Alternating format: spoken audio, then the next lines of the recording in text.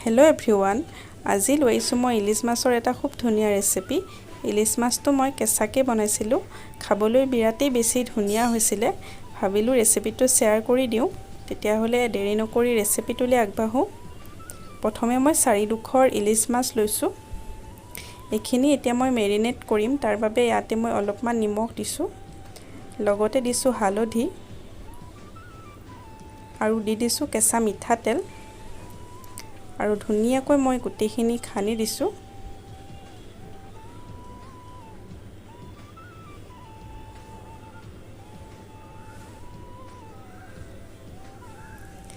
একেডোখৰ মই মেৰিনেট হ'বলৈ ৰাখি দিলোঁ।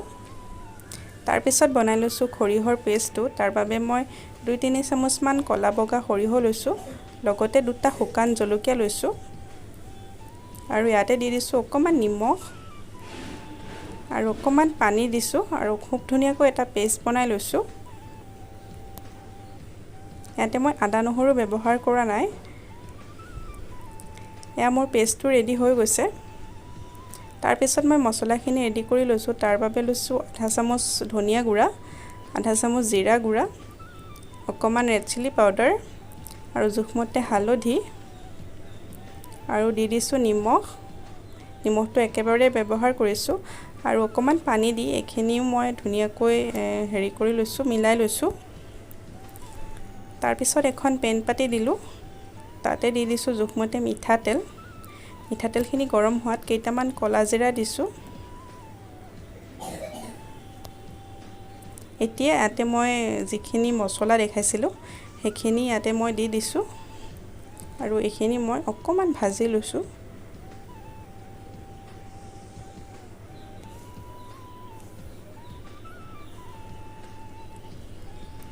এইখিনি মোৰ ভাজা হৈ গৈছে।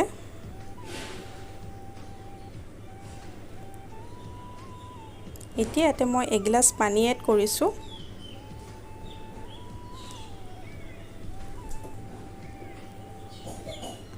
লগতে আৰু আধা গিলাচ পানী এড কৰিছোঁ। গোটেইখিনি ভালদৰে মিলাই দিছোঁ।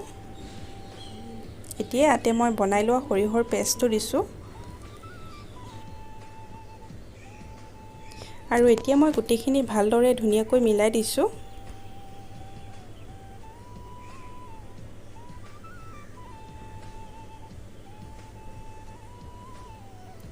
এতিয়া ইয়াতে অকণমান নিমখ এড কৰিছোঁ, কাৰণ পানীটো মই অকণমান বেছিকৈ ব্যৱহাৰ কৰিছোঁ।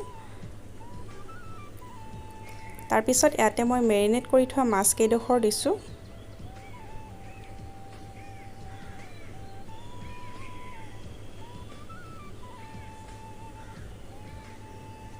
এতিয়া এইখিনি মই উতল আহিবলৈ ৰাখি দিছোঁ। ধুনীয়াকৈ উতল আহিছে।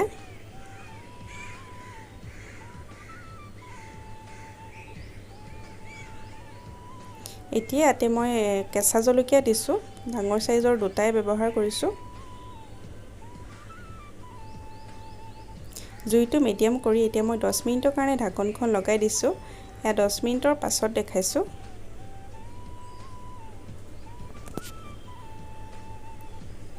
গোটেইখিনি এবাৰ ধুনীয়াকৈ লৰাই দিছোঁ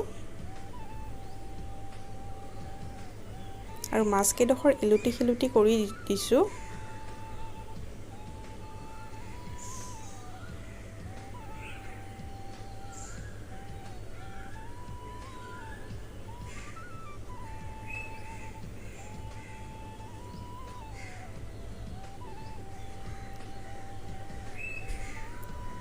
এতিয়া আকৌ মই 5 মিনিটৰ কাৰণে ঢাকনখন লগাই দিছোঁ।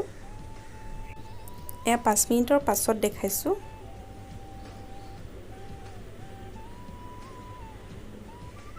গোটেইখিনি ভালদৰে এবাৰ লৰাই দিছোঁ।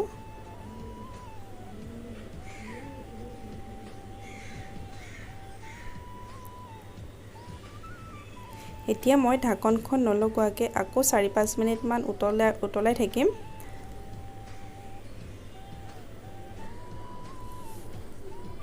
এয়া 4-5 মিনিটৰ পাছত দেখাইছোঁ। হৈ যোৱা যেনে লাগিছে।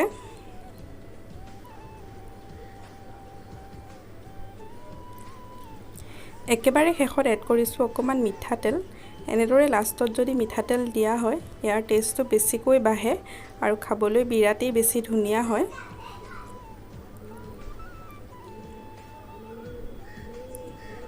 এয়া মোৰ ইলিছ মাছৰ জোলখন ৰেডি হৈ গৈছে। এয়া মই ঠাণ্ডা হোৱাৰ পাছত ঢাকনখন খুলি দেখাইছোঁ।